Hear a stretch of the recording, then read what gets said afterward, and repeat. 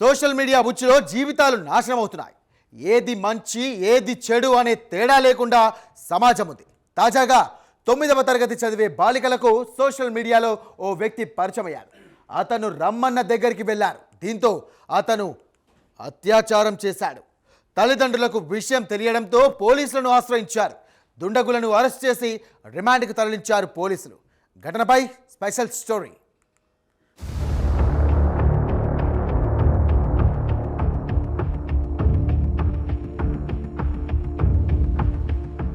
పశ్చిమ గోదావరి జిల్లాలోని Mogalthur police station పరిధిలో దారుణం జరిగింది. గత నెల 22న జరిగిన ఘటనపై 2 పోక్సో కేసులు నమోదయ్యాయి. ఇందులో 2 మైనర్ బాలికలపై అత్యాచార యత్నానికి పాల్పడిన తిరుమాని దుర్గాప్రసాద్, తిరుమాని రాజేంద్రలను పోలీసులు అరెస్ట్ చేశారు. ఈ ఘటన ఇన్స్టాగ్రామ్ వంటి సోషల్ మీడియా ప్లాట్ఫామ్ పరిచయాల వల్ల జరిగింది. సోషల్ మీడియాలో పరిచయమైన యువకులు రమ్మనగానే వారిని కలవడానికి వెళ్లారు. దీంతో బాలికలకు మాయమాటలు చెప్పి లొంగదీసుకున్నారు. తల్లిదండ్రులకు అసలు విషయం తెలియడంతో పోలీసులను ఆశ్రయించారు. ఈ ఘటన సోషల్ మీడియా వినియోగం పట్ల అవగాహన అవసరమని మరోసారి రుజువైంది.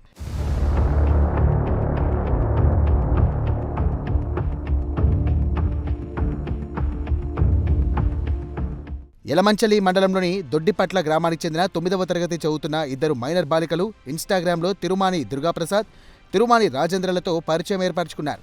ఆన్లైన్లో చాటింగ్, కాల్స్ ద్వారా స్నేహం పెంచుకున్నారు. తల్లిదండ్రులు మొబైల్ ఫోన్లో ఏం చేస్తున్నారో చూసుకోకపోవడం వల్ల ఈ సంబంధాలు మరింత దగ్గరయ్యాయి. గత నెల 22న బాలికలు స్కూల్కి వెళ్తున్నామని తల్లిదండ్రులకు చెప్పి ఇంటి నుండి బయలుదేరారు. కానీ వారు మొగల్తూరులోని జీఎన్ఆర్ లాడ్జికి వెళ్లారు. లాడ్జిలో దుర్గాప్రసాద్, రాజేంద్రలు బాలికలను రూంలోకి తీసుకెళ్లి అఘాయిత్యానికి పాల్పడ్డారు. మొదటి రోజు ఘటన తర్వాత కూడా 2వ రోజు నిందితులు బాలికలను పిలిచి మళ్లీ లాడ్జికి తీసుకెళ్లారు. బాలికల విషయం స్కూల్ టీచర్ ద్వారా తల్లిదండ్రులకు తెలిసింది. బాలికలు స్కూల్కి వెళ్తున్నామని చెప్పి లాడ్జికి వెళ్లారు. అయితే స్కూల్కు హాజరు కాలేదని టీచర్ తల్లిదండ్రులకు ఫిర్యాదు చేశారు. దీంతో బాలికలను ప్రశ్నించగా అసలు విషయం బయటపడింది. వెంటనే తల్లిదండ్రులు మొగల్తూరు పోలీస్ స్టేషన్లో ఫిర్యాదు చేశారు. ఫిర్యాదు ఆధారంగా పోక్సో చట్టం కింద 2 కేసులు నమోదు చేశారు పోలీసులు.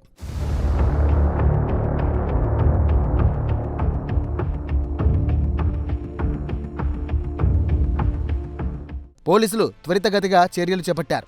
నర్సాపురం రూరల్ సీఐ దుర్గాప్రసాద్ నేతృత్వంలోని టీం నిందితుల కదలికలను ట్రాక్ చేసి వారిని అదుపులోకి తీసుకున్నారు. తిరుమాని దుర్గాప్రసాద్, తిరుమాని రాజేంద్రలు 2 స్థానికులేనని చెప్పారు.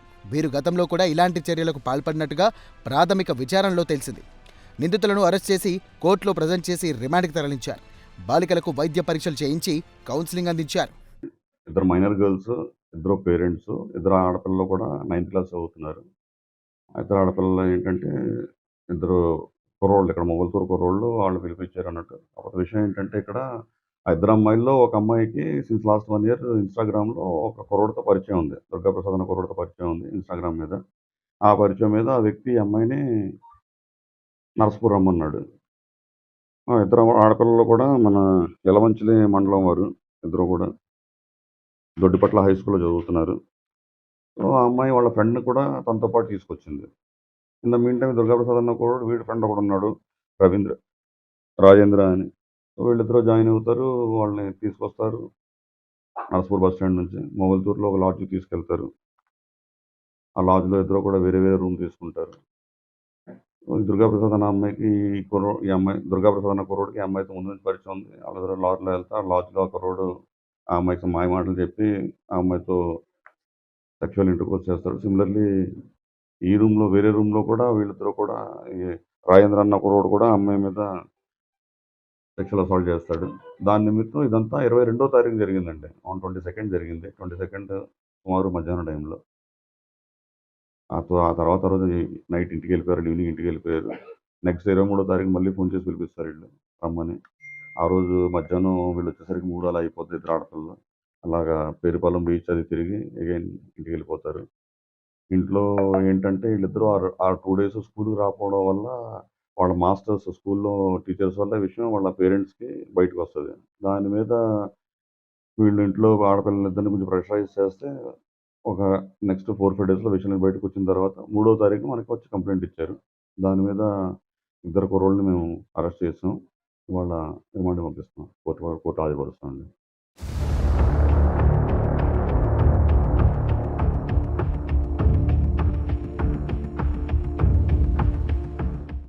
పిల్లలపై తల్లిదండ్రులు తగిన జాగ్రత్తలు తీసుకోవాలని సూచించారు సీఐ దుర్గాప్రసాద్. మొబైల్ ఫోన్లు, సోషల్ మీడియా వినియోగంపై నియంత్రణ అవసరమని, అవసరమైతే తప్ప పిల్లలకు ఫోన్లు ఇవ్వొద్దని అన్నారు. ఇన్స్టాగ్రామ్ వంటి యాప్లలో అపరిచితులతో చాట్ చేయడం, మీటప్లకు వెళ్లడం ప్రమాదకరమని హెచ్చరించారు. లాడ్జ్ నిర్వాహకులు కూడా నిబంధనలు పాటించాలని, ఫ్యామిలీ లేకుండా రూములు ఇవ్వకూడదని, లేకపోతే చర్యలు తప్పవని స్పష్టం చేశారు.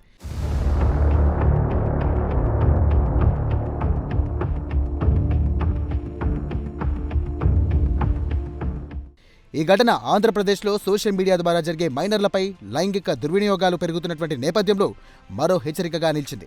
గత కొన్ని నెలలుగా ఇన్స్టాగ్రామ్, వాట్సాప్ ద్వారా పరిచయమైన యువకులు మైనర్ బాలికలను హోటల్స్, లాడ్జ్లకు తీసుకెళ్లి దుర్వినియోగం చేసిన కేసులు పెరిగాయి. పోలీసులు ఇలాంటి కేసులపై త్వరిత దర్యాప్తు, అరెస్టులతో స్పందిస్తున్నారు. కానీ మూల కారణం తల్లిదండ్రుల అవగాహన లోపం, పిల్లల మొబైల్ వినియోగంపై నియంత్రణ లేకపోవడమేనని నిపుణులు చెబుతున్నారు. ఈ ఘటన మరోసారి డిజిటల్ యుగంలో పిల్లలు సురక్షితత్వం పట్ల జాగ్రత్తలు అవసరమని గుర్తు చేస్తోంది.